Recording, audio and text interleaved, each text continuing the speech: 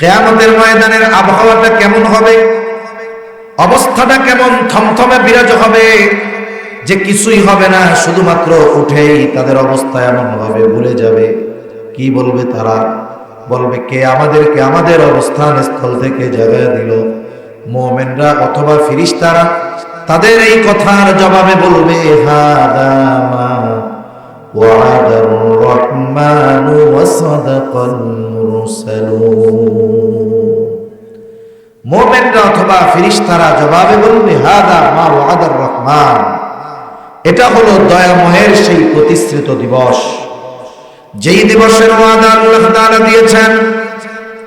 ওয়া সাদাকাল মুরসালুন, যেই দিবসের সত্যায়ন সব রাসূলগণ করেছেন। দুনিয়ায় কোনো নবী নাই, রাসূল নাই যারা তার উম্মতদেরকে কিয়ামতের দিবসের কথা বলে নাই, হাসরের কথা বলে নাই, হিসাবের কথা বলে নাই। সব নবী রাসূল তার উম্মতদেরকে এই দিবসের কথা বলেছে। আল্লাহ তাআলা এই দিবস সংগঠিত করার ওয়াদা দিয়েছেন, রাসূলগণ সেটার সত্যায়ন করেছে। এটাই হলো সেই দিবস, যেই দিবসের এক নাম হলো ইয়াউমুল কিয়ামা, যেই দিবসের এক নাম হলো ইয়াউমুল জাযা, যেই দিবসের এক নাম হলো ইয়াউমুল হাসর, যেই দিবসের এক নাম হলো ইয়াউমুদ্দিন। এই দিবস একত্রিতকরণ দিবস। পৃথিবীর শুরু থেকে নিয়ে সব মানুষকে ওই দিন আল্লাহ তাআলা একত্রিত করবেন। ওই দিবসের এক নাম হলো ইয়াউমুল হিসাব, কারণ ওই দিবসে আল্লাহ তাআলা সকলের হিসাব নেবেন। ওই দিবসের নাম ইয়াউমুল জাযা, প্রতিদান দিবস। কেন? বলে দুনিয়ার মানুষের তার কর্মের পূর্ণ প্রতিদান আল্লাহ তাআলা ওই জায়গায় দিবে। এজন্য মাঝে মধ্যে বুজুর্গানে দিন বলে না, দুনিয়া হলো পরীক্ষার জায়গা, ফলাফল তো আসল জায়গায় হবে। দুনিয়াতে যে যেমন লিখছে তার ফলাফল আখিরাতে ওরকমই হবে। আল্লাহ রাব্বুল আলামিন বলেন, ওয়া ইন্নামা তুওয়াফাউনা উজুরাকুম ইয়াওমাল কিয়ামাহ ফামান যুহজিহা আনিন নার ওয়া উদখিলাল জান্নাতা ফাকাদ ফাজ। আল্লাহ রাব্বুল আলামিন বলেন, কিয়ামতের দিন মানুষকে তার দুনিয়ার কর্মের পূর্ণ প্রতিদান দেওয়া হবে। ওয়া ইন্নামা তুওয়াফাউনা উজুরাকুম ইয়াওমাল কিয়ামাহ ফামান যুহজিহা আনিন নার ওয়া উদখিলাল জান্নাতা ফাকাদ ফাজ। যাকে ওই দিন আগুন থেকে বাঁচানো হবে, অর্থাৎ যাকে জাহান্নাম থেকে বাঁচানো হবে, জান্নাতে প্রবেশ করানো হবে, আল্লাহ তাআলা বলেন ফাকাদ ফাজ, ওই লোকটাই হবে আসল সফল লোক। তার মানে এই বিষয়টাও আমাদের খেয়াল রাখার দরকার। দুনিয়ার টাকা পয়সা, ধন দৌলত, প্রভাব প্রতিপত্তি, সুস্থতা, বড় পদ পদবী, এটা আসল সফলতা নয়। যদি কোনো মানুষ কিয়ামতের দিন নাজাত পেয়ে যায়, ও হয়ে যাবে আসল সফল। আর যদি দুনিয়াতে যারা এগুলো পেয়েছে, আখিরাতে সফল হতে পারলো না, এর মতো ব্যর্থ আর কেউ নাই। এজন্য আমরা তো দুনিয়ার সফলতার চেষ্টা প্রচেষ্টা করি, আমাদের উচিত আখিরাতের সফলতার চেষ্টা প্রচেষ্টাও এই দুনিয়াতে গুরুত্ব সহকারে করা, যাতে করে আখিরাতে আমাদের বিফলদের তালিকায় না যেতে হয়। ঠিক কিনা বলেন? দুনিয়াতে কেউ যদি ফেল হয়, একটা প্রবাদ আছে ইংরেজিতে, failure is the pillar of success, নাকি এরকম একটা প্রবাদ আছে না? দুনিয়াতে কেউ যদি কোনো বিষয়ে ফেল হয়, ওই ফেলটাকে সে সামনে রেখে পরবর্তীতে সফলতার বীজ বপন করতে পারে। কিন্তু আখিরাতে যে বিফল হবে, ফেল হবে, বলেন তো পুনরায় সফলতা অর্জনের চেষ্টা প্রচেষ্টা করার সুযোগ তার কি আর আছে? তার নাই। এজন্য এই দুনিয়াতে থাকতেই আমরা আখিরাতের সফলতা অর্জনের সর্বোচ্চ প্রচেষ্টা করব। আরেকটা বিষয় আমরা মনে রাখবো, যে আল্লাহ তাআলা দুনিয়াতে কখনো কারো কর্মের পূর্ণ প্রতিদান দেন না। দুনিয়াতে অনেক মানুষ ভালো কাজ করে, কেউ যদি এই আশা করে যে আমি আমার ভালো কাজের সব প্রতিদান দুনিয়ায় চাই, হবে না। ইমানদার ভালো কাজ করলে তার ওই ভালো কাজের প্রতিদান আল্লাহ তাআলা দুনিয়াতেও দেন, আখিরাতেও দেন। যদি কোনো ভালো কাজ বেঈমান করে, যার ঈমান নাই, কাফের, অনেক কাফের ভালো কাজ করে, বেঈমান ভালো কাজ করে, তাদের ভালো কাজের প্রতিদান যতটুকু দিবেন আল্লাহ দুনিয়াতেই দিয়ে দেন, আখিরাতে তার কোনো কিছু নাই। কিন্তু ইমানদার যখন ভালো কাজ করে, ইমানদারের এই ভালো কাজের প্রতিদান আল্লাহ তাআলা দুনিয়াতে সামান্য দেন, আখিরাতে বেশি দেন, পরিপূর্ণভাবে দিবেন। এজন্য অনেক সময় দুনিয়াতে ভালো কাজ করে আমরা চিন্তা করি এত ভালো কাজ করলাম কিন্তু আল্লাহ কিছু দেয় না, আমাদের আফসোসের কোনো কিছুই নাই। আপনার আমার ভালো কাজের প্রতিদানগুলো আল্লাহ পরিপূর্ণভাবে কিয়ামতের দিন দিবে। আবার দুনিয়াতে যারা মন্দ কাজ করে, জালেম, জুলুম করে, অত্যাচার করে, আমরা আফসোস করি আমারে জালেমগুলা হায়াত পায় বেশি, জালেমগুলা সহজে অসুস্থ হয় না, এইগুলা সহজে অসুস্থ হয় না, মরেও না। এখন কেন? আল্লাহ তাআলা দুনিয়ায় অনেক সময় জালেমদেরকে জুলুম করার সুযোগ দেন, পাপীদেরকে পাপ করার সুযোগ দেন। কেন দেন? বলে ও যত পাপ করবে শাস্তির মাত্রা আল্লাহ তত বাড়াবে। একজন যদি একতলা থেকে পড়ে যায়, মোটামুটি শক্তপোক্ত হলে কিছুই হবে না। ওই লোকটা যদি 10 তলা থেকে পড়ে, বলেন তো ওর অস্তিত্ব থাকবে নাকি? আলু ভর্তা হয়ে যাবে না? এই জন্য একজন জালেম যখন জুলুম পাপ বাড়তে থাকে, তার বুঝবেন এই জুলুম বাড়ার সাথে সাথে তার শাস্তির পরিমাণও আল্লাহ তাআলা বাড়াচ্ছেন। এজন্য আল্লাহ তাআলা অনেক সময় জালেমকে জুলুমের সুযোগ দেন। কেন? বলে তার শাস্তি বাড়ানোর জন্য। দুনিয়াতে যারা মন্দ কাজ করে, মন্দ কাজের পূর্ণ প্রতিদান আল্লাহ তাআলা দুনিয়ায় দেবেন না। আল্লাহ তাআলা জানায় দেন আখিরাতে তার মন্দ কাজের পূর্ণ প্রতিদান আল্লাহ তাআলা দিবে। এই জন্য দুনিয়াতে যারা পাপাচারে লিপ্ত, জুলুমে লিপ্ত, তাদেরকে যদি আমরা সাময়িক সুখ, স্বাচ্ছন্দ্য, শান্তির মধ্যে দেখি, আফসোস করার কোনো কিছুই নাই যে এত জুলুম করে এরপরেও আল্লাহ এর এত ভালো রাখছে। এই জন্য আফসোস করার কোনো কারণ নাই, কারণ ওই জালেমের জুলুমের পূর্ণ প্রতিদান আল্লাহ তাআলা কিয়ামতে তাকে প্রদান করবে। তাহলে ওই দিন আমাদের দুনিয়ার কর্মের ফলাফল, প্রতিদান আল্লাহ তাআলা দিবেন। প্রতিদান দেওয়ার আগে এই দুনিয়াতে আমরা যেই কর্মগুলো করেছি, কাজ করেছি, এই কাজের ফলাফল, ফাইল আল্লাহ তাআলা আমাদের কাছে পৌঁছায়া দিবেন। হাসরের ময়দানে কয়েকটা সময় এমন হবে মানুষ সবচাইতে বেশি চিন্তিত, ভীত থাকবে, একেবারে নিস্তব্ধ, নীরব হয়ে যাবে কিয়ামতের ময়দান। আপনারা সজাগ আছেন তো? ঘুম আসতেছে না তো আপনাদের? আমি আবার এইভাবেই কথা বলতে থাকি। এখন অনেকে যখন আমার ওয়াজ শুনে মাঝে মধ্যে আমারে বলে, হুজুর আমার ঘুম না আসলে আপনার ওয়াজ ছেড়ে দেয়। এখন আমি আমার মনে হয় মাঝে মধ্যে এরকম, তাহলে আমার ওয়াজ মনে হয় ঘুমের ওষুধ। তাহলে আমি যেভাবে বলতেছি একভাবে, আপনাদের আবার ঘুম চলে আসলে তো সমস্যা। সজাগ আছেন তো? একটু তাকবীর দেন তো, নারায়ে তাকবীর, নারায়ে তাকবীর, মাশাআল্লাহ। একটু খেয়াল দিয়ে শুনুন। হাসরের ময়দানে কয়েকটা মুহূর্তে, কয়েকটা সময় মানুষ একেবারে নিস্তব্ধ থাকবে, কোনো কথা হবে না, সকলে চিন্তিত থাকবে, ভীত থাকবে, কি হতে যাচ্ছে। এর মধ্যে একটা সময় হলো যখন আমলনামা দেওয়ার ঘোষণা দেওয়া হবে। আমার আপনার দুনিয়ার কর্মের যেই আমল ফাইল, সেটা আমার আপনার কাছে পৌঁছায় দেওয়া হবে। পরীক্ষার ফলাফল আমার আপনার কাছে পৌঁছায় দেওয়া হবে। আমলনামা কেউ ডান হাতে পাবে, কেউ বা বাম হাতে পাবে। কিন্তু কে কোন হাতে পাবে এটা নিজের ইচ্ছায় নয়, বরং কে ডান হাতে আমলনামা পাবে, কে বাম হাতে আমলনামা পাবে, সেটা নির্ভর করবে তার দুনিয়ার কর্ম। আমলনামাগুলো ছেড়ে দেওয়া হবে যথাযথভাবে, যার আমলনামা তার কাছেই পৌঁছায়া যাবে।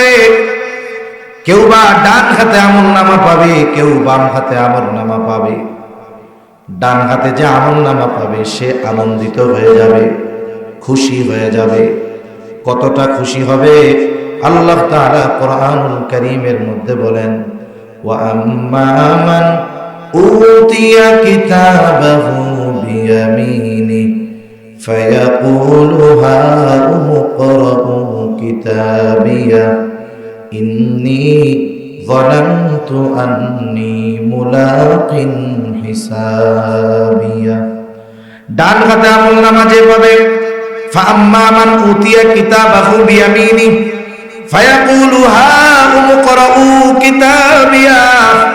ডান হাতে আমলনামা পেয়ে সে মানুষদেরকে বলতে থাকবে, এই তো আমার কিতাব, এই তো আমার আমলনামা, তোমরা পড়ে দেখো আমার আমলনামা, আমি কি কি আমল করেছিলাম। ফায়াকুলু হাউম ইকরাউ কিতাবিয়া, তোমরা পড়ো আমার কিতাব, পড়ো আমার আমলনামা। সাথে সাথে সে ডান হাতে আমলনামা পাওয়ার কারণটাও বলে দিবে, কেন সে ডান হাতে আমলনামা পেল। সে বলবে, ইন্নী যানানতু আন্নী মুলাকিন হিসাবিয়া, আমি ডান হাতে আমলনামা পাওয়ার কারণ হলো আমি দুনিয়াতে এই ব্যাপারে দৃঢ় ধারণা রাখতাম, বিশ্বাস রাখতাম যে আমার দুনিয়ার কর্মের হিসাবের মুখোমুখি আল্লাহর সামনে হওয়া লাগবে। আমি দুনিয়াতে এই বিশ্বাস করেছি যে আমি যেই কর্মগুলো দুনিয়াতে করছি এই কর্মের হিসাবের মুখোমুখি আল্লাহর সামনে হওয়া লাগবে। এই দুনিয়ার কর্ম মানুষের সামনে হয়তো আমার জবাবদিহিতা নাও দেওয়া লাগতে পারে, কেউ আমাকে হয়তো আমার ক্ষমতার কারণে জিজ্ঞাসা নাও করতে পারে, আমি হয়তো অনেক অপরাধ করতে পারি, দুনিয়ায় পার পেয়ে যেতে পারি, কিন্তু আল্লাহ তাআলার সামনে আমার দুনিয়ার প্রত্যেকটা কর্মের হিসাব দেওয়া লাগবে। আল্লাহর কসম, এই চিন্তা যদি দুনিয়ার প্রত্যেকটা মানুষের অন্তরে আসতো, এই দুনিয়ায় কোনো জালেম থাকতো না। ঠিক কিনা কম? এই চিন্তা কারোর মধ্যে নাই। সবাই মনে করে দুনিয়াই মনে হয় আমার সব, দুনিয়াই মনে হয় শেষ। কেউ যদি চিন্তা করত, গোটা পৃথিবীর সব শাসকরা যদি চিন্তা করত যে মরতে তো আমাদের হবেই, আমি যা করতেছি লোক জানুক আর না জানুক, আমি যা করতেছি আমার পাওয়ারের কারণে আমাকে ধরা হোক বা না হোক, কিন্তু এক জায়গায় তো ধরা পড়তে হবে, এই চিন্তা যতক্ষণ না আসবে, আল্লাহর কসম করে বললে ভুল হবে না, এই দুনিয়ায় যত force, police, answer, RAB, BGB, নৌবাহিনী, সেনাবাহিনী, বিমান বাহিনী, চিতা, কোবরা যা বানানো হোক না কেন, এ দুনিয়া থেকে অপরাধ নির্মূল করা সম্ভব হবে না, অসম্ভব। এজন্য আমাদের উচিত প্রত্যেকের এই চিন্তা রাখা যে আমি যেই কাজটা করতেছি আমি দুনিয়ার ফাঁক ফোকর দিয়ে বের হয়ে যেতে পারবো, কিন্তু আল্লাহ তাআলার সামনে থেকে বের হওয়ার কোনো উপায় নাই। ওই কথাই বলবে ডান হাতে আমলনামা পাওয়া লোকগুলো, বলবে আমরা দুনিয়ায় এই বিশ্বাস রাখতাম যে দুনিয়ার কর্মের হিসাবের মুখোমুখি আমার হওয়া লাগবে, আল্লাহর সামনে আমার দুনিয়ার কর্মের হিসাবের মুখোমুখি হতে হবে, এই জন্য দুনিয়ায় ভালো কাজ করছি। আর আমলনামা কোন হাতে? জোরে বলেন, ডান হাতে। আবার একদল বাম হাতে আমলনামা পাবে। যারা বাম হাতে আমলনামা পাবে সামনাসামনি তাদেরকে বাম হাতে আমলনামা দেওয়া হবে না, বাম হাতটাকে বুক চিরে পেছন দিকে নেওয়া হবে, এরপরে বাম হাতের মধ্যে আমলনামা দেওয়া হবে। ওই মানুষগুলো আমলনামা পাবার পর কি বলবে? আল্লাহ তাআলা বলেন, ওয়া আম্মা মান উতিয়া কিতাবাহু বিশিমালি ফায়াকুলু ইয়া লাইতানি লাম উতা কিতাবিয়া ওয়া লাম আদরি মা হিসাবিয়া ইয়া লাইতাহা কানাতিল কাদিয়া মা আগনা আন্নি মালিয়া হালাকা আন্নি সুলতানিয়া। বাম হাতে আমলনামা পাবার পর আফসোস করবে আর বলবে, ইয়া লাইতানি লাম উতা কিতাবিয়া, হায় দুর্ভোগ, আমি যদি এই কিতাব না পাইতাম কতই না ভালো হইতো। ওয়া লাম আদরি মা হিসাবিয়া, আমি যদি আমার হিসাবটা না জানতাম কতই না ভালো হইতো। ইয়া লাইতাহা কানাতিল কাদিয়া মা আগনা আন্নি মালিয়া হালাকা আন্নি সুলতানিয়া। কানাতিল কাদিয়া, ওই যে প্রথমবার দুনিয়ায় থাকতে যেই মৃত্যু আমাকে গ্রাস করেছিল, ওটাই যদি আমার জন্য চূড়ান্ত ধ্বংস হয়ে যাইতো কতই না ভালো হইতো। হায় রে, আমার এই ক্ষমতা, আমার এই টাকা, আমার এই সম্পদ, এগুলো কোনো কাজে আসলো না। মা আগনি আন্নি মালিয়া, মা আগনা আন্নি মালিয়া, হায় রে, আমার টাকা, আমার সম্পদ, আমার প্রভাব আমার কোনো কাজে আসলো না, আমার ক্ষমতা কোনো কাজে আসলো না। বরং আমার সম্পদ, আমার ক্ষমতা, আমার প্রভাব প্রতিপত্তি, আমার টাকা পয়সা, এইগুলোই মূলত আমার ধ্বংসের কারণ হয়ে গেল। দুনিয়াতে এক শ্রেণীর মানুষ যেটাকে সফলতার কারণ মনে করতেছে, কিয়ামতের দিন ওইভাবে আফসোস করবে আর বলবে যে এগুলোই আমার ধ্বংসের কারণ হয়ে গেল। ঠিক কিনা বলুন? একটা জিনিস হলো, দুনিয়ায় শাসক হওয়া খারাপ না তো? দুনিয়ায় যদি প্রেসিডেন্ট হওয়া, বাদশাহ হওয়া, এটা যদি খারাপ হতো, এমপি হওয়া যদি খারাপ হইতো, তাইলে আল্লাহ তাআলা সুলাইমান আলাইহিস সালামকে বাদশাহী প্রদান করতেন না। যেটা খারাপ সেটা কি আল্লাহ কোনো নবীকে দিবে নাকি? আল্লাহ সেটা কোনো নবীকে দিবে না। কিন্তু বিষয়টা হলো, ওইটা পাওয়ার পরে যদি তার পরিবর্তন হয়ে যায়, এটাই সমস্যা। একজন চেয়ারম্যান হয়েছে, একজন এমপি হয়েছে, একজন প্রেসিডেন্ট হয়েছে, প্রধানমন্ত্রী হয়েছে, সে যদি ইসলামের পক্ষে থাকে, দ্বীনের পক্ষে থাকে, কল্যাণের পক্ষে থাকে, মানুষের পক্ষে থাকে, আল্লাহ তাআলা এর পুরস্কার কি ঘোষণা করেছেন? হাদিসের মধ্যে আসছে, কিয়ামতের দিন যখন কোথাও কোনো ছায়া থাকবে না, আল্লাহ তাআলার আরশের ছায়া ছাড়া সূর্যটা একেবারে কাছে চলে আসবে। 9,30,00,000 মাইল দূরের সূর্য ওই দিন একেবারে কাছে চলে আসবে। আর বিজ্ঞান বলে, সূর্যের শীতল দিক পৃথিবীর দিকে দেওয়া, তার উত্তাপ 9,30,00,000 মাইল দূর থেকে গরমের দিক কি কষ্ট হয়। আর সূর্যটা কাছে, তার গরম দিক হাসরবাসীর দিকে থাকবে, কোথাও ছায়া থাকবে না আল্লাহর আরশের ছায়া ছাড়া। নবীজি বলেন 7 শ্রেণীর মানুষ আরশের ছায়ায় স্থান পাবে। 1 নম্বরে নবীজি বলেছেন, ইমামুন আদিলুন, ওই নেতা যে ন্যায়পরায়ণ, ওই শাসক যে ন্যায়পরায়ণ। সুবহানাল্লাহ বলেন। এদের জন্য পুরস্কারের ঘোষণা আছে না নাই? আছে। এজন্য ন্যায়পরায়ণ শাসক হওয়ার দরকার। কেউ যদি ক্ষমতা পায়, সেটা চেয়ারম্যানই হোক, সেটা এমপি হোক, উপজেলা চেয়ারম্যান হোক, প্রধানমন্ত্রী হোক, মন্ত্রী হোক, সে তার জায়গা থেকে সর্বোচ্চ চেষ্টা যদি করে মানুষের জন্য, দ্বীনের জন্য, ইসলামের জন্য, এই বিষয়টা পরকালে তার সম্মানের কারণ হতে পারে। তা আসলে না বললেই নয়, আমি ওয়াজের মধ্যে কোনো ব্যক্তি প্রশংসা সহজে করি না। তারপরেও এখানে আসার পরে যতটুকু দেখতেছি, আপনাদের বর্তমান চেয়ারম্যান, ওনার বাবার নাম জানি কি? শাহাদাত হোসেন সাহেব, আলহাজ শাহাদাত হোসেন সাহেব দীর্ঘকাল এই এলাকার চেয়ারম্যান থেকেছেন। ওনার সন্তানগুলাকে মানুষ করছেন। তারাও এই এলাকার জনপ্রিয়, জননন্দিত, যোগ্য জনপ্রতিনিধি।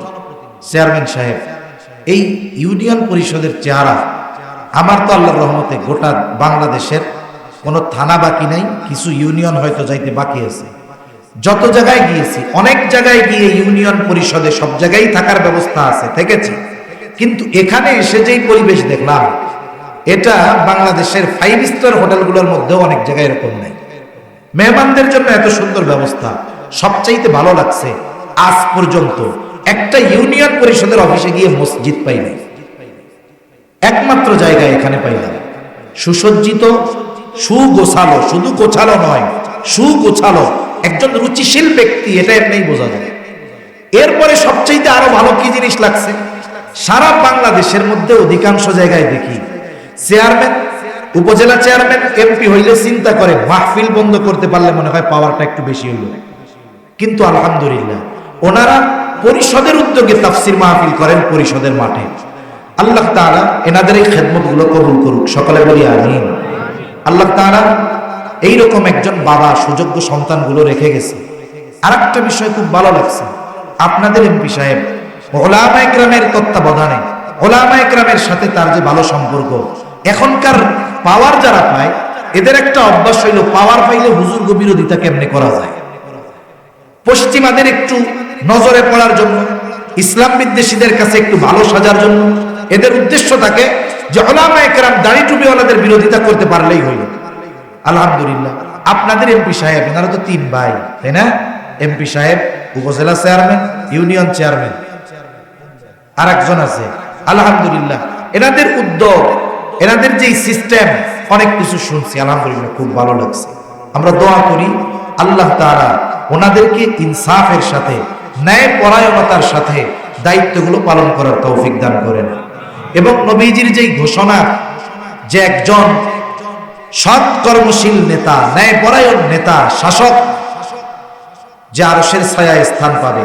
যিনি চেয়ারম্যান তিনি তো এই ইউনিয়নের একজন প্রধান, উপজেলা যিনি উপজেলার প্রধান, এমপি যিনি তিনি একটা আসনের প্রধান। আল্লাহ তাআলা ওনাদেরকে যথাযথভাবে দায়িত্বগুলো পালন করে নবীজির ঘোষিত যেই ফজিলত অর্জন করার তৌফিক দান করুন। সকলে বলি আমিন। আসলে ভালো লাগতেছে এজন্য আপনাদের সাথে আমি এই বিষয়টা শেয়ার করলাম।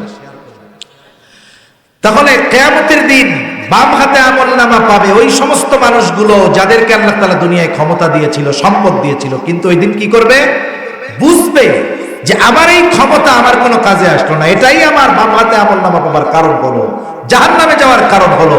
ওই দিন আর কিছু করার থাকবে না। আল্লাহ তাআলা এবার আমলনামাগুলো হাতে পৌঁছিয়ে দিয়ে বলবেন, ইকরা কিতাবাকা কাফা বিনাফসিকাল ইয়াওমা আলাইকা হাসিবা। আল্লাহ তাআলা এবার বলবেন, তুমি পড়ো তোমার কিতাব, পড়ো তোমার আমলনামা। কাফা বিনাফসিকাল ইয়াওমা আলাইকা হাসিবা, তোমার নিজের হিসাব নেওয়ার জন্য তুমি নিজেই যথেষ্ট। যেই মানুষটা গণ্ডমূর্খ, দুনিয়ায় নিজের নামটাও লিখতে পারে না, টিপসই দেওয়া লাগে, ওই কিয়ামতের দিন তাকেও তার আমলনামা পড়বার যোগ্যতা যিনি দান করবেন তিনি কে? দুনিয়ার প্রযুক্তির কথা শুনলে মাঝে মধ্যে মাথা উল্টাপাল্টা হয়ে যায়। বর্তমানে এই প্রযুক্তি আমাদের দেশে চলে আসছে। মোবাইলের মধ্যে প্রযুক্তি। আপনারে ফোন দিছে একজন চাইনিজ, চায়নার ভাষা। যারা ও দেশে যায় নাই তারা কেউ জানবে? আরে ভাষা তো, শব্দ বাক্য তো বহুদূর, আমরা তো অক্ষরই চিনি না। এখন আপনারে ফোন দিছে চায়না থেকে, আপনিও তার কথা বুঝবেন না, সেও আপনার কথা বুঝবে না। মোবাইলের মধ্যে সফটওয়্যার আছে, আপনি অন করে দিবেন, ও যে কথাগুলো বলবে চায়না ভাষায় আপনি দিবেন চায়না টু বাংলা, সাথে সাথে ওর কথাগুলো আপনার সামনে বাংলায় লেখা উঠে যাবে। আপনি এবার জবাব দিবেন বাংলা ভাষায়, যেহেতু বাংলায় পড়ছেন বাংলায় জবাব দিবেন। আপনার কথা আবার ওর দেশে গিয়ে চায়না ভাষায় উঠে যাবে। বলেন তো, এই প্রযুক্তি 20 বছর আগে আমরা কেউ কল্পনা করছি? অথচ সারা বিশ্বের মানুষের সাথে কমিউনিকেশন, যোগাযোগ রক্ষা করার এই প্রযুক্তি মানুষের মাথায় ঢেলে দিলেন কে? আরো জোরে বলেন কে? ওই আল্লাহর। তো ওটা সাধারণ ব্যাপার যে আমলনামা পড়ার যোগ্যতা দিবেন, ওটা আল্লাহর একটা সাধারণ একটা জিনিস। ডান হাতে আমলনামা, বাম হাতে আমলনামা সকলে পড়তে পারবে।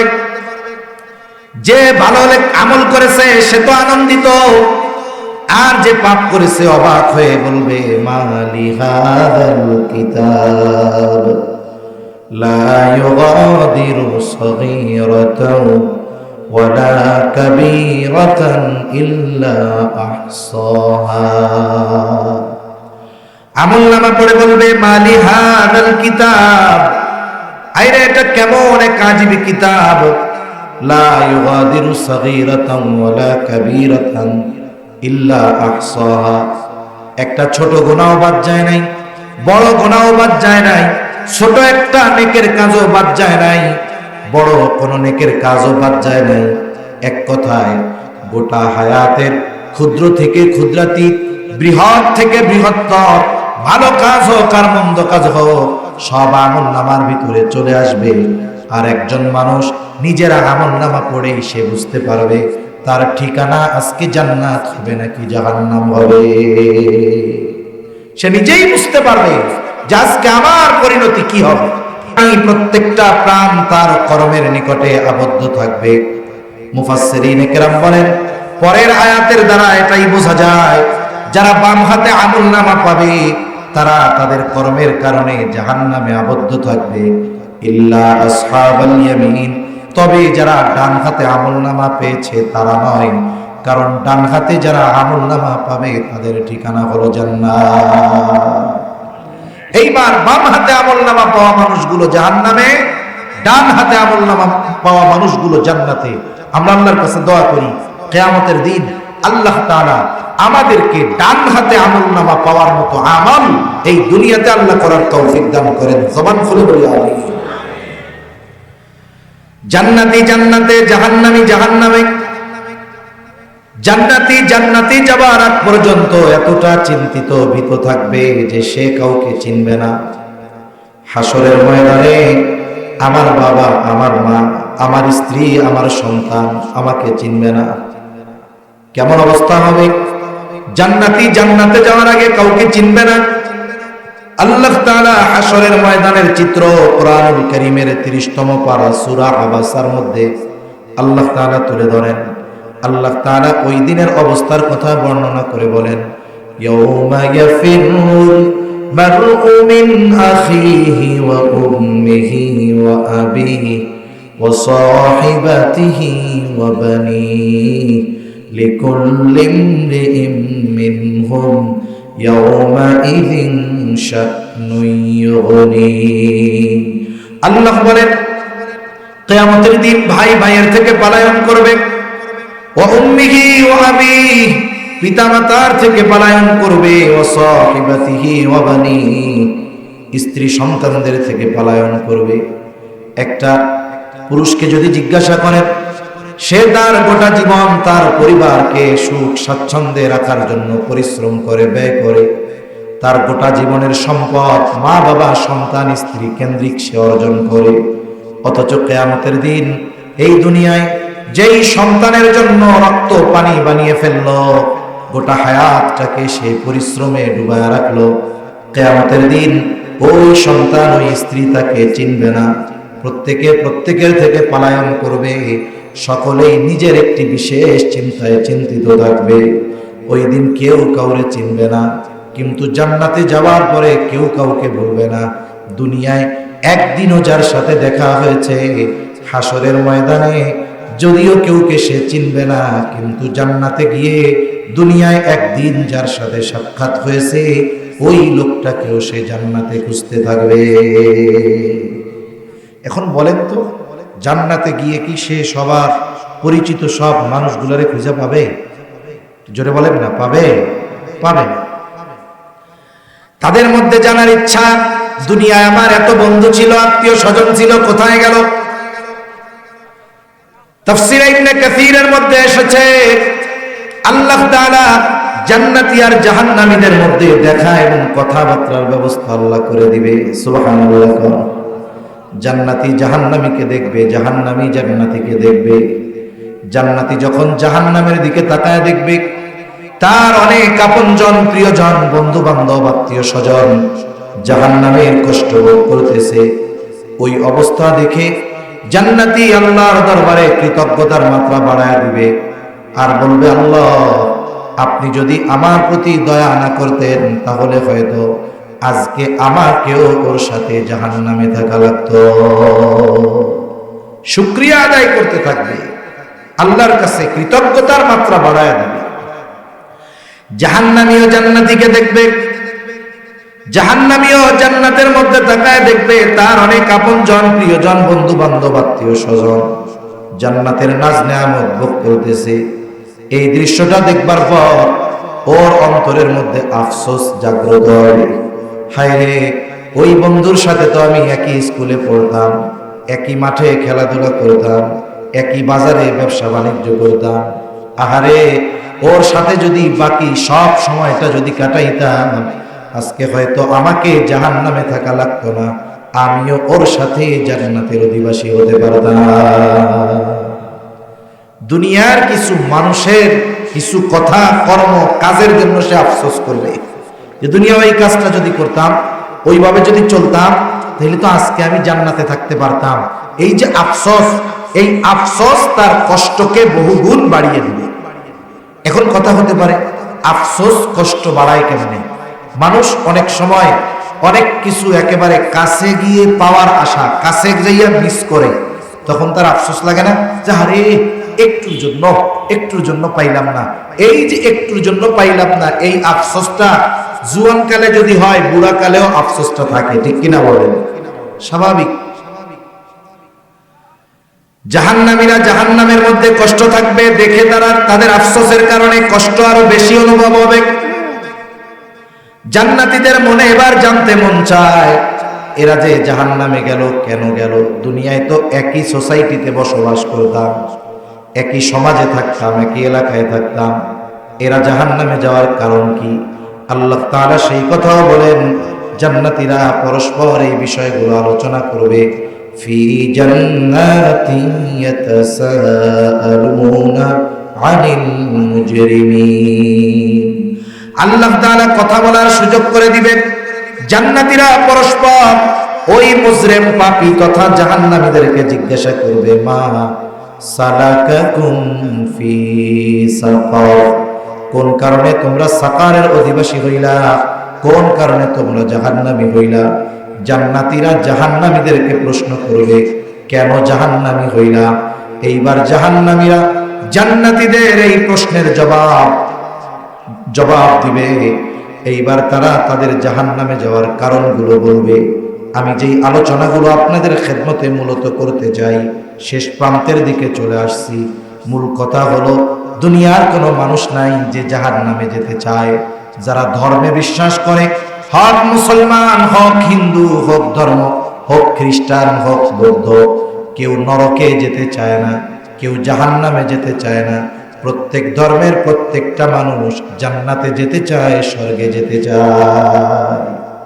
ঠিক কিনা? কেউ আসেননি দুই একজন যে না আমরা জাহান্নামে যেতে চাই?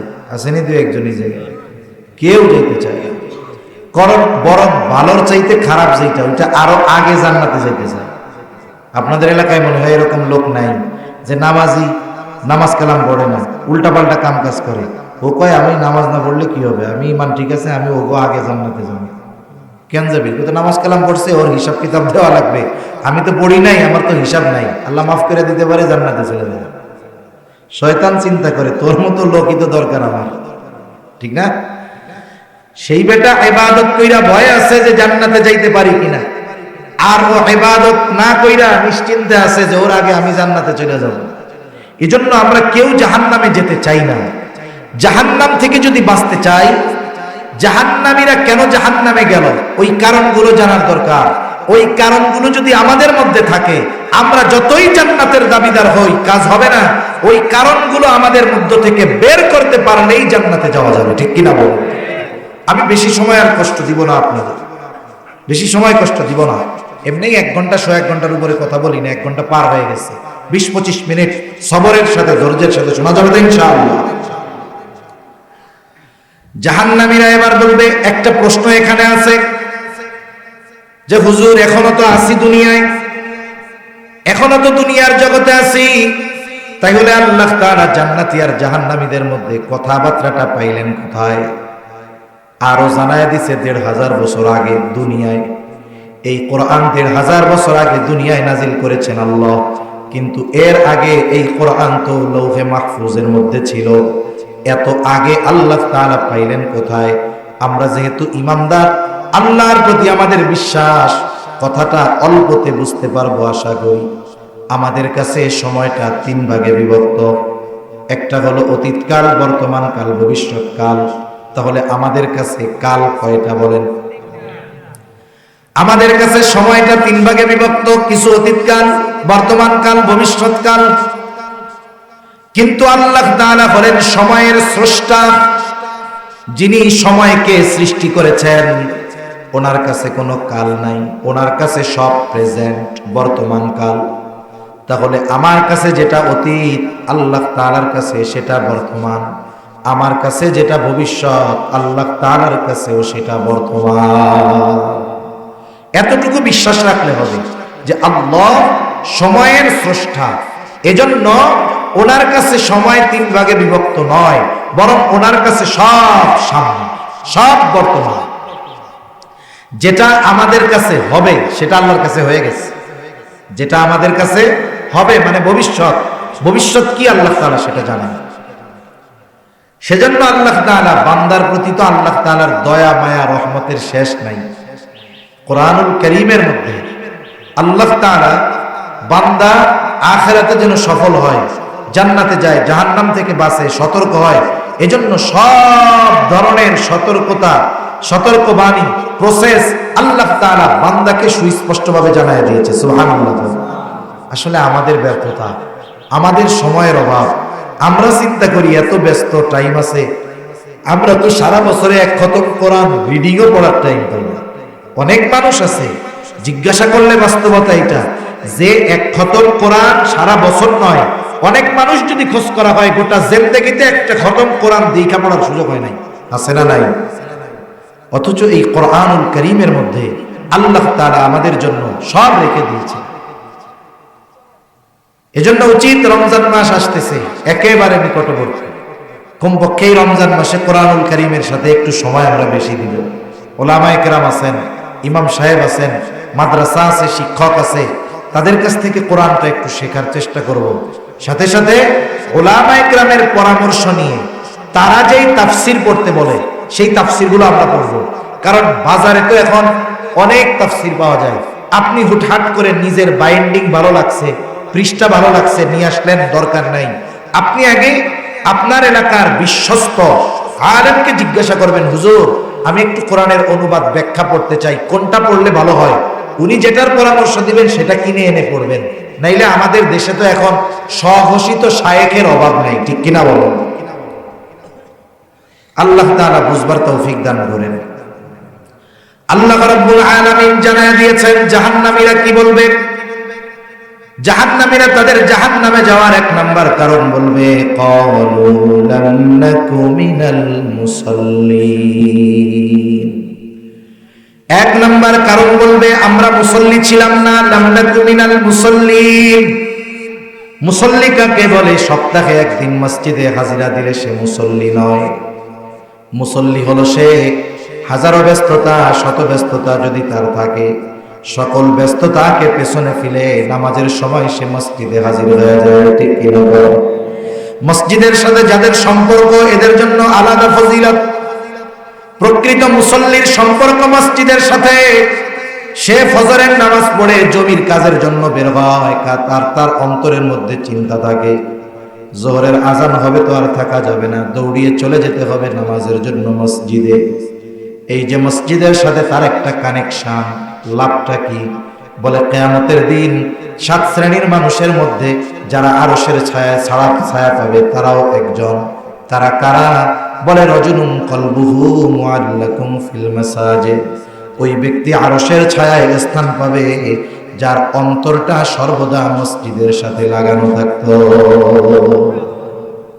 সে সব সময় মসজিদে থাকতো তা নয়, তার অন্তর মসজিদের সাথে লাগানো থাকতো। যেমন আপনাদের এলাকায় কিছু ছেলে পেলে প্রবাসে আসেনি, আছে না, বিদেশে থাকে, দেখবেন মার কাছে ফোন দেয়, আব্বার কাছে ফোন দেয়। প্রবাসে তো কেউ নাই। প্রবাসে যারা আছে আসলে এদের যে কত কষ্ট, এরা আছে ওখান থেকে মাঝে মধ্যে ফোন দেয় মার কাছে, বলে মা আমি তো আছি সৌদি আরব, আমার দেহটা সৌদি আরব পড়ে আছে, কিন্তু আমার মনটা পড়ে রয়েছে বাড়ির মধ্যে। আমার দেহ আছে সৌদি, দেহ আছে দুবাই, কিন্তু মনটা পড়ে আছে কোথায়? বাড়ির মধ্যে। ওই জন্য এই মুসল্লি, আসল মুসল্লি যেখানেই যাক তার মন থাকে মসজিদের মধ্যে। এই লোক যারা এই ধরনের গুণ যারা অর্জন করেছে এরাই প্রকৃত মুসল্লি। আর প্রকৃত মুসল্লি আরশের ছায়ায় স্থান পাবে। সুবহানাল্লাহ। তাহলে তারা বলবে লাম নাকু মিনাল মুসাল্লিন, আমরা মুসল্লি ছিলাম না। এখন প্রশ্ন হলো, আমাদের সমাজে কিন্তু অধিকাংশ মানুষ মুসল্লি নয়, অধিকাংশ মানুষ কিন্তু মুসল্লি না। এই যে দেখেন গোটা দুনিয়ার মধ্যে মুসলমানেরা নির্যাতিত, নিষ্পেষিত, নিপীড়িত, অথচ আমরা আমাদের ঢাকা শহরের মধ্যে দেখি জুমার দিন 6 তলা মসজিদ 10 তলা বেড়ে যায়, আবার রাস্তায় থাকে আরো 10 তলার চাইতে বেশি মানুষ। যেই মসজিদে জুমার দিন এমন অবস্থা, ওই মসজিদ মহল্লার মসজিদ, ওই দিনের আসরের নামাজ নিচের কাতারগুলোও সব ভরে না, ঠিক কিনা গণ? আমাদের অবস্থা হলো এইরকম। আবার ওই দিনের ফজরের নামাজে গিয়া দেখবেন প্রথম কাতারটাও ঠিক মতো ভরে না। তাহলে কেমন করে আমরা জালেমের বিরুদ্ধে রুখে দাঁড়াবো?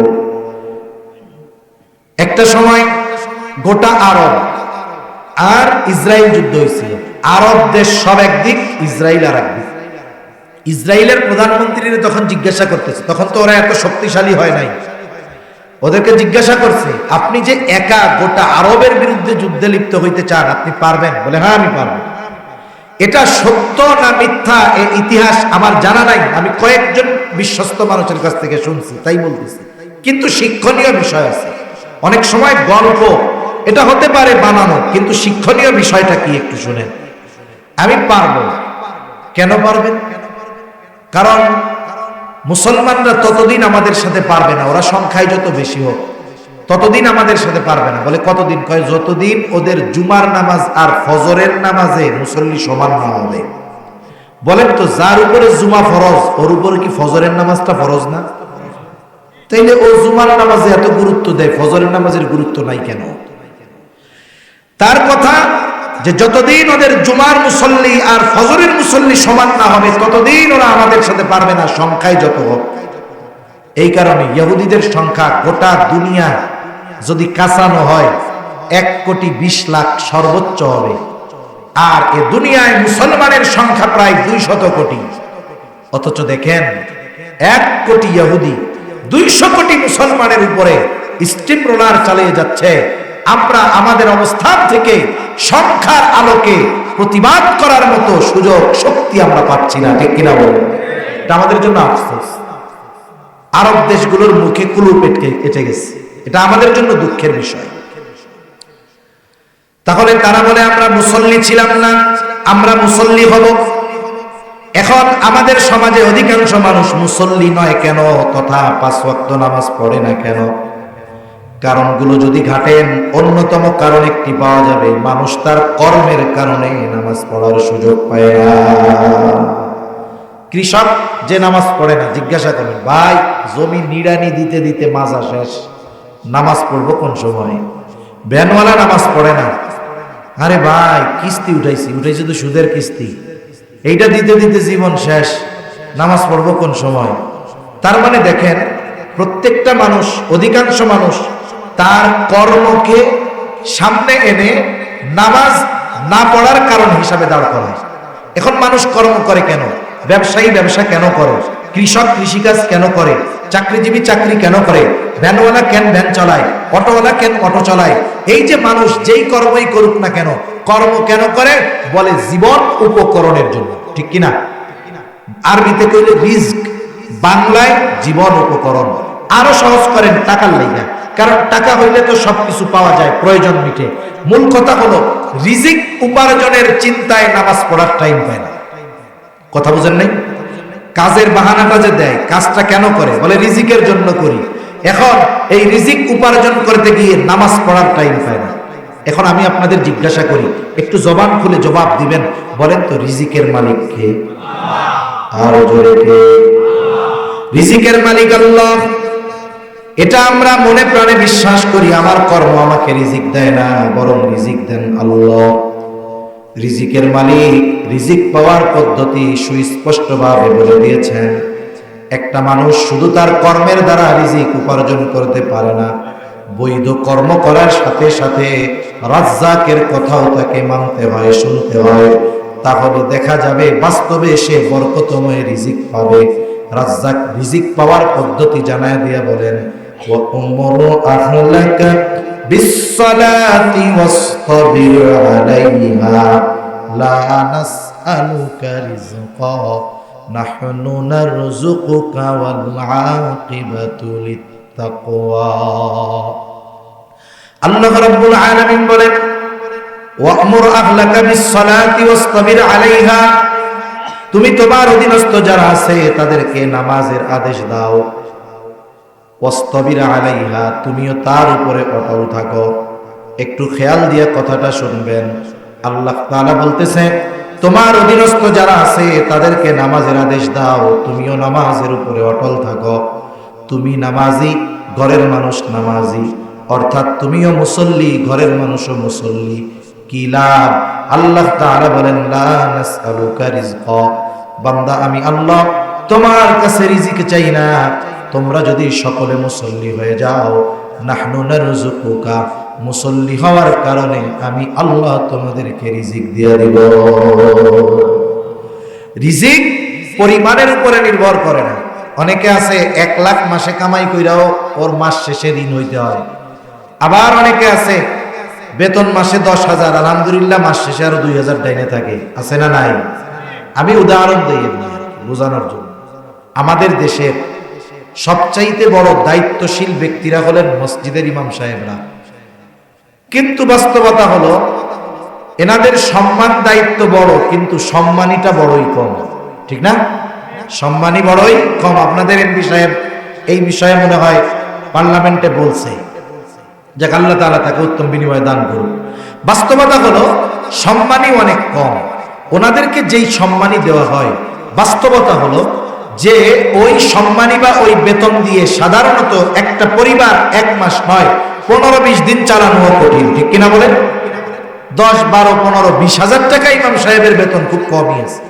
ঢাকা শহরে 20 হাজার টাকা বেতনের মসজিদের ইমামের বেতন খুব কম আছে। এখন এরপরেও চলে কেন? চলারও কিছু কারণ তো আছে।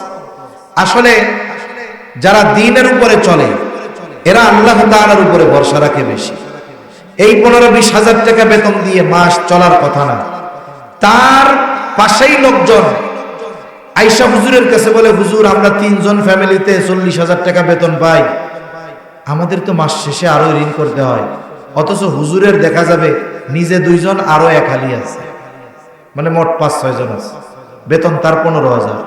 কেমনে চলে? আল্লাহ তাআলা চালান, আল্লাহর মধ্যে বরকত দেয়। বরকত 2 ভাবে হয়।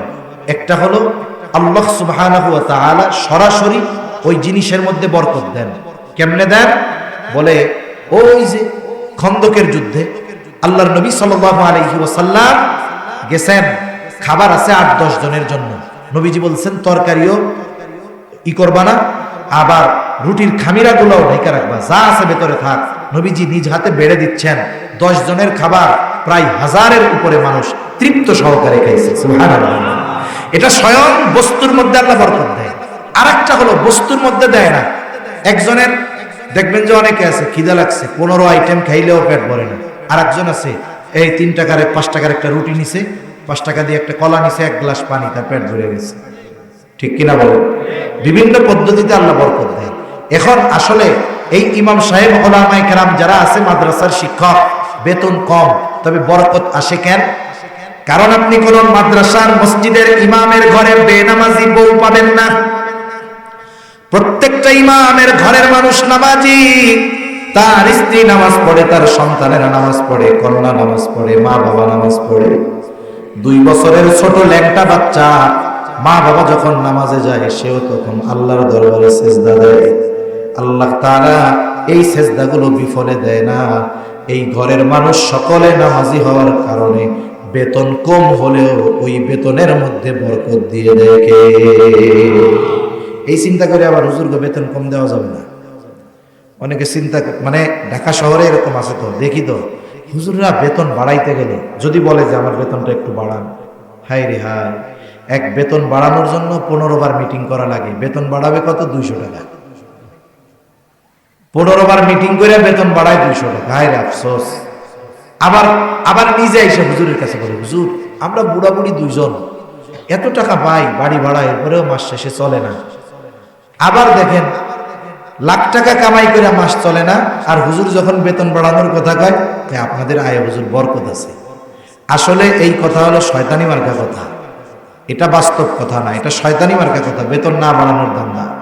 এজন্য মসজিদের স্ট্রাকচার শুধু বাড়ালে হবে না, ওই মসজিদ যার মাধ্যমে জিন্দা আছে তাকেও যথাযথ সম্মান এবং সম্মানী দিতে হবে, ঠিক কিনা বলেন? তাহলে দেখবেন যারা নামাজি, আল্লাহ তাআলার ওয়াদা, আল্লাহ তাআলা বরকত দিবে, রিজিকের মধ্যে প্রশস্ততা দান করবে। তাহলে দুনিয়ার চিন্তায় মানুষ নামাজ পড়ে না, আর আল্লাহ বলে বান্দা তুমি নামাজি হও, দুনিয়ার চিন্তা আমি আল্লাহ দূর করে দেব। সুবহানাল্লাহ। এই জন্য আমরা মুসল্লি হব। মুসল্লি হলে যেমন জাহান্নাম থেকে বাঁচা যায়, মুসল্লি হলে অনুরূপ ভাবে দুনিয়ায় বরকতময় রিজিক পাওয়া যায়। এখন আসেন, আমরা যদি নামাজি হই তাইলে আমাদের দুনিয়ায় লস আছে, আখেরাতে তো লাভ আছে, দুনিয়ায়ও লাভ আছে। আপনি নামাজ শুরু করে দেন, নামাজ শুরু করছে বেনামাজি, শয়তানে কিন্তু ওয়াসওয়াসা বিভিন্ন ভাবে দেয়, শয়তানে কিন্তু বুজুর্গ সাইজাও ধোঁকা দেয়।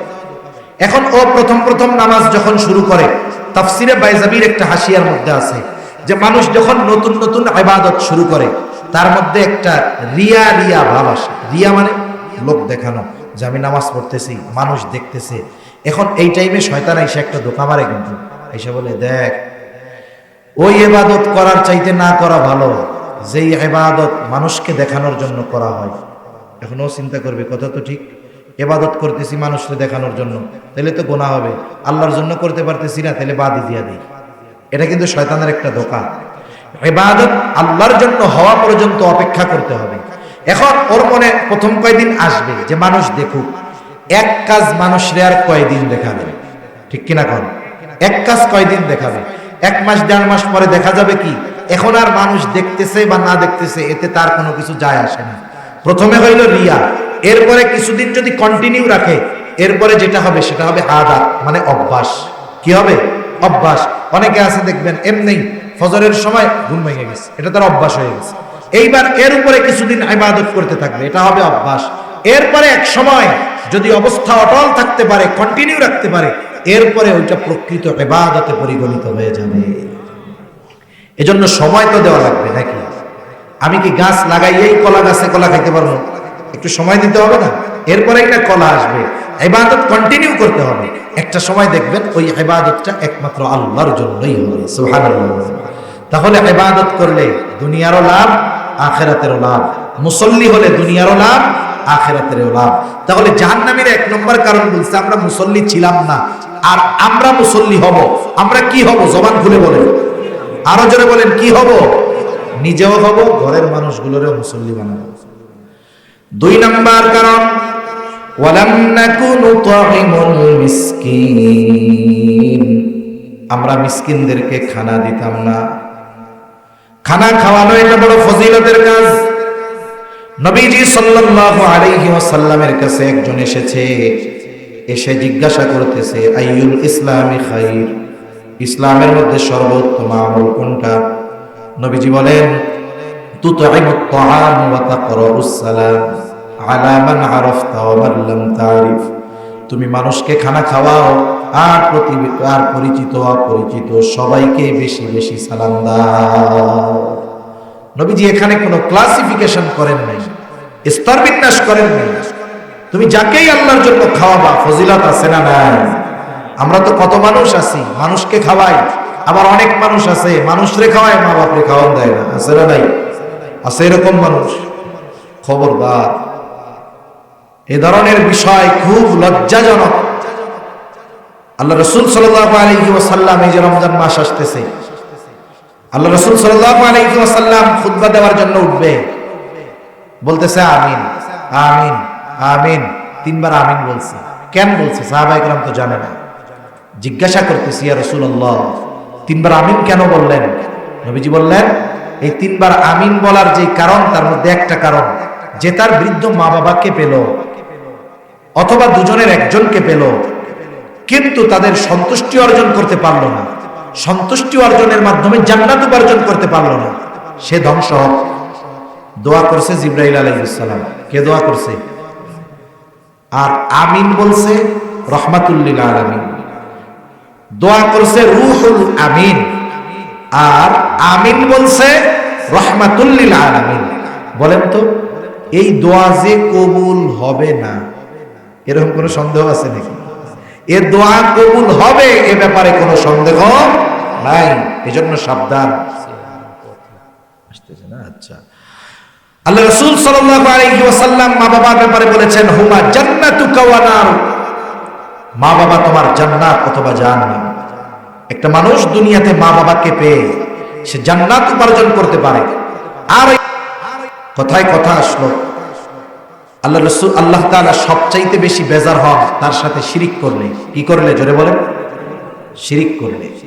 শিরিককে আল্লাহ তাআলা বলেন লা যুলমুন আযীম, মহা এক অন্যায়। এখন এই মহা অন্যায় করার জন্য আমাকে আপনাকে যদি কেউ চাপ দেয়, তার সাথে কি আমরা ভালো ব্যবহার করব নাকি?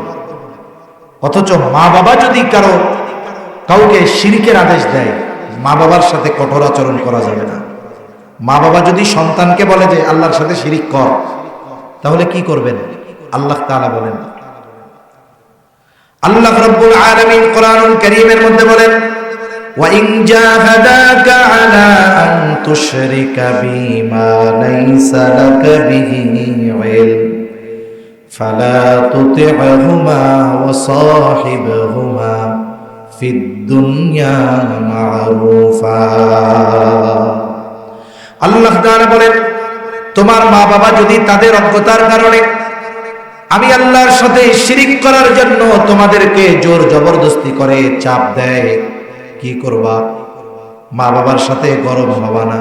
আল্লাহর আদেশ, ফালা তুতিউহুমা, এই আদেশের আনুগত্য করবা না। তবে এই আদেশ দেওয়ার কারণে মা বাবার সাথে খারাপ আচরণ করবা না, খানা বন্ধ করে দিবা না, চক্ষু গরম করে কথা বলবা না, উঁচু আওয়াজে কথা বলবা না। কি করবা? ওয়াসাহিবহুমা ফিদ দুনিয়া মারুফা। ওই মা বাপ যে শিরকের আদেশ দেয় তার সাথেও দুনিয়ায় তুমি সদাচরণ করবা, ভালো ব্যবহার করবা, তার হকগুলো তুমি আদায় করবা। সুবহানাল্লাহ। একটা মানুষের মা বাবার হক কি এটা বোঝার জন্য এর চাইতে আর কোনো কিছুর দরকার নেই। যে বুঝে 9 দিনে বুঝে, যে বুঝতে চায় না 900 বছর হায়াত পাইলেও সে বুঝবে না। ঠিক কিনা বলেন? নবীজির কাছে আসমা বিনতে আবি বকর রাদিয়াল্লাহু তাআলা এসে বলতেছি, ইয়া রাসূলুল্লাহ, আমার মা একজন মুশরিকা। আমার মা কি? মুশরিকা। সাথে সাথে আরো বলতেছে, শুধু তাই না, উনি আপনারে দেখতেই পারে না। উনি মাঝে মধ্যে আমার কাছে আসে, আসলে আমি কেমন আচরণ করব? নবীজি বললেন, আসলে তার সাথে সদাচরণ করবা, ভালো ব্যবহার করবা। সুবহানাল্লাহ। আর আমরা দেখি মাঝে মধ্যে প্রায় জায়গায় আমাদের দেশে মা বাপরে নিয়ে গোয়াল ঘরে থাকতে দেয়, নিজে 3 তলা বিল্ডিং বানায়া খুব আরাম হয়েছে, মা বাপকে নিয়ে গোয়াল ঘরে থাকতে দিচ্ছে, মা বাবাকে খাবার দেয় না। এক জায়গায় একদিন একজন দেখাইলো, একটু তরকারি না কি চাইছে, মা না বাপ। আরে নিজ ছেলে যার জন্য গোটা জীবন পানি করে দিয়েছে, হায় হায় লাথি মেরে বলতেছে, খাইলে খা, না খাইলে এখান থেকে যা। আস্তাগফিরুল্লাহ। সেজন্য আপনাদের অনুরোধ করি, আল্লাহ রাসূল সাল্লাল্লাহু আলাইহি ওয়াসাল্লাম বলেছেন, আল্লাহ তাআলা সব পাপের শাস্তি দেওয়ার ক্ষেত্রে বিলম্ব করেন।